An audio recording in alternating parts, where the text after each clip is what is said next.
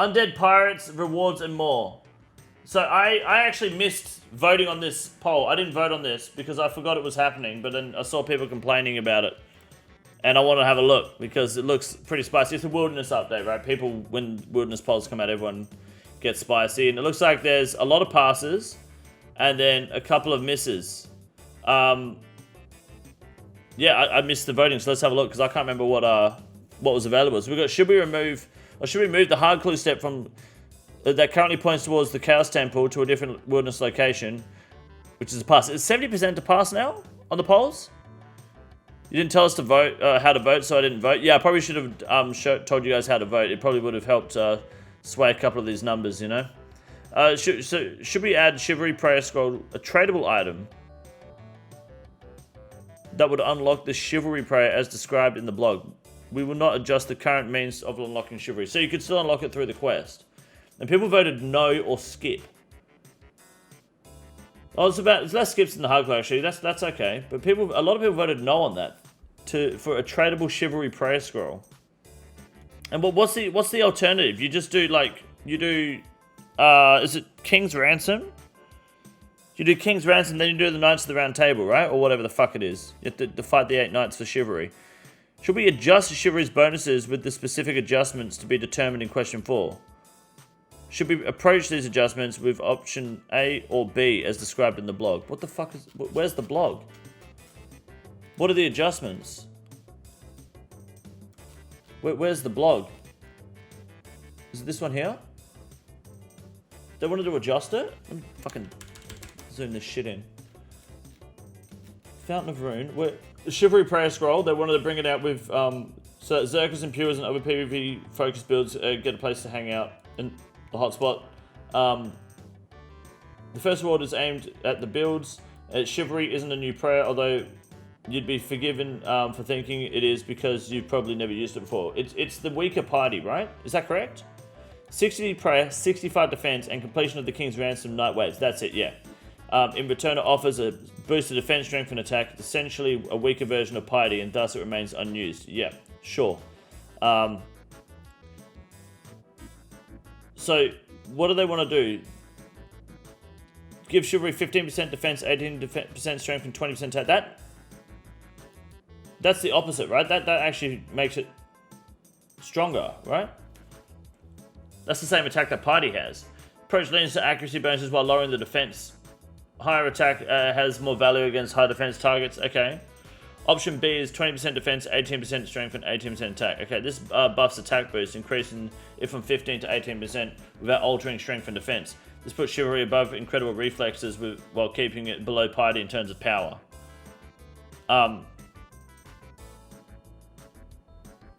Right. Well, let's be fucking honest here, alright?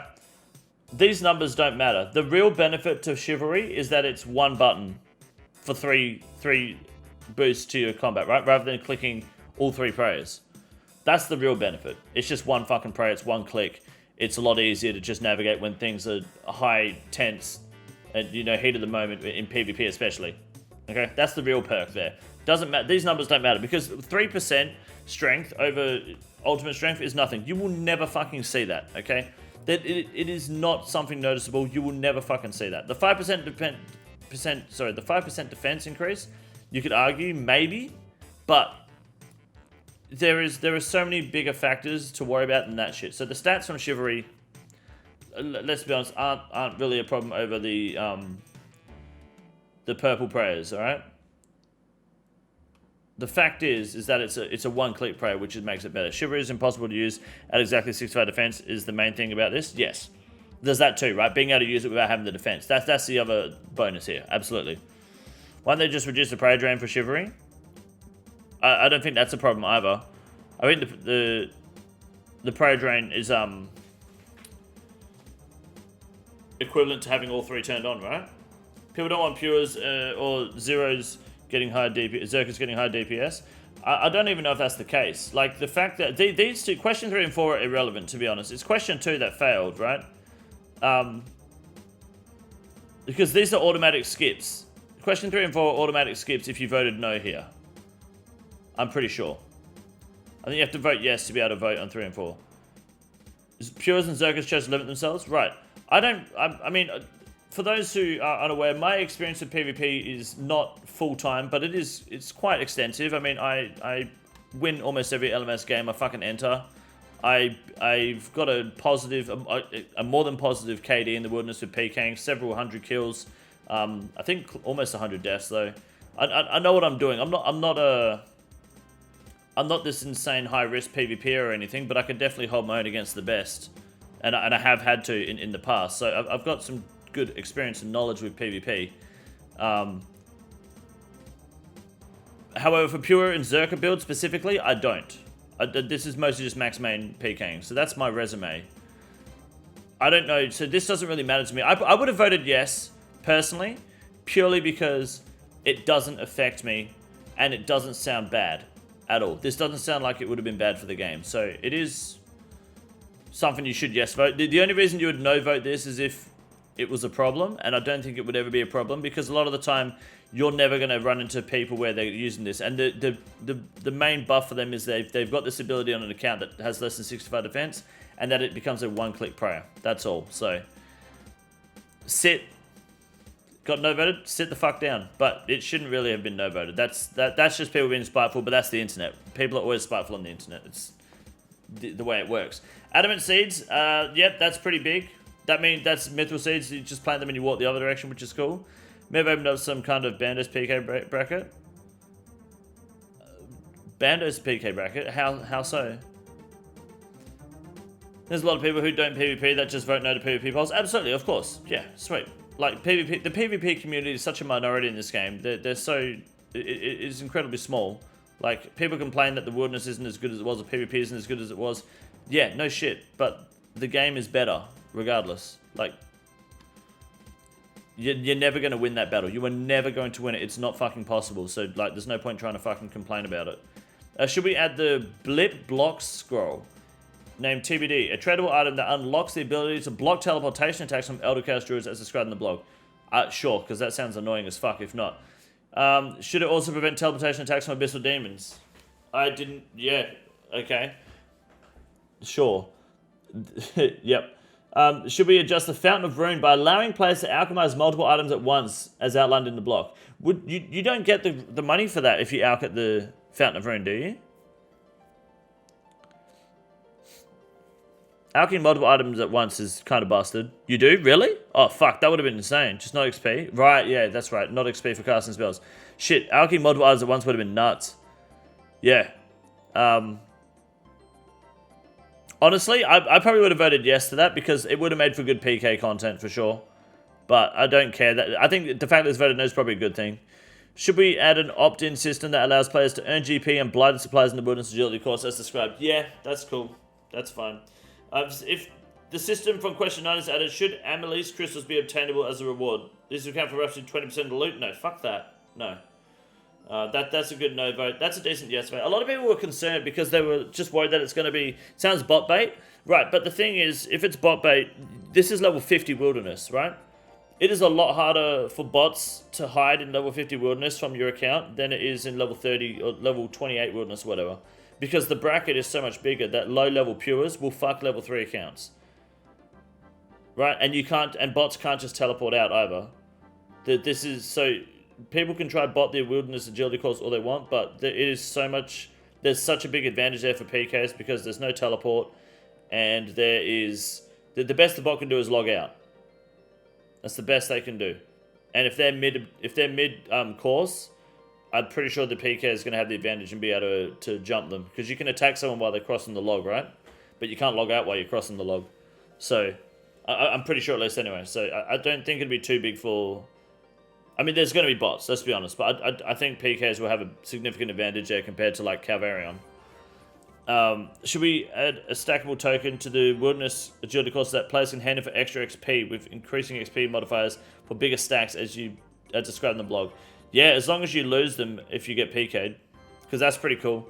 I think trying to utilize the Wilderness Agility course is not a bad idea. People don't like the idea of just encouraging people to go to the Wilderness as a way to fix the Wilderness, but I think that's really the way the game is. What's up, Gullint? How are you? Should we ready about that? Sorry. Should we adjust the respawn timer of the Wilderness NPCs to 9 seconds to reduce downtime of the Wilderness Slayer? This aims to bring NPCs across the Wilderness more in line with each other. Sure, that's good. Should we increase the quantity of bandits in the Wilderness Bandit Camp? Where's the Bandit Camp? What's the Bandit Camp? Is that the one next to the Forex Enclave to the left of it? Aren't there already like fucking 50 bandits there? Sure. Okay. Should we increase the quantity of rogues at Rogues Castle to improve their respective Wilderness Slay tasks? I feel like there's heaps of rogues there too, but okay. Should we increase the quantity of Dark Warriors at the Dark Warriors Fortress? What is all this shit? Why are these being voted yes? There's hundreds of warriors at the Dark Warriors Fortress. Increase the on-crews, increase the quantity of... Okay, this is all bullshit. Increasing quantity. This is just PVMers going, yeah, well, increase quantity, it's good. Yeah. Wilderness Pirates hideout, adjust the furniture. What? Adjust the furniture, allowing you to place a multi-cannon. Okay, that's pretty cool. Should we improve the drops of high-level bandits as described in the blog? Sure. Should we add frequent coin drops to high-level rogues? Yep, whatever, that sounds good. Should we make superior slay creatures 10% more likely to appear on a wilderness task? That's pretty cool. Yeah, I like that. I'm all for increasing superior slayer spawns. That's pretty cool. That's a nice number. Should we allow players to more easily purchase multiple imbue gold cates for a 250,000 GP cost as described in the blog?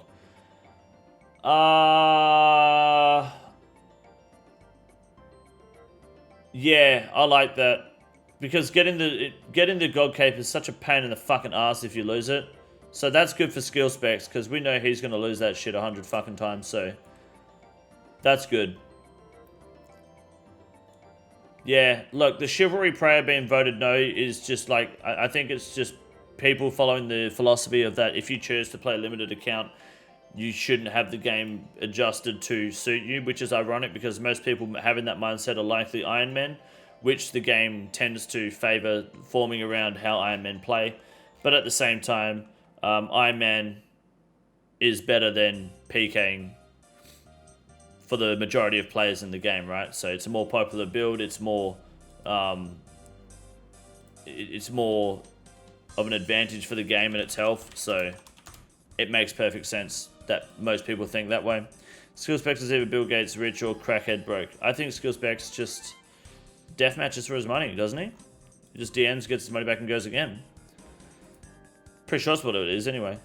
Yeah, look, I think, yeah, sit Chivalry wanters, but at the end of the day, let's be honest, the main benefit for Chivalry, of anything, is just a one-click prayer. The DPS boost from Chivalry is not fucking massive, so it's not really something to cry about too heavily. In my opinion, at least anyway, I don't think it's that big of a deal.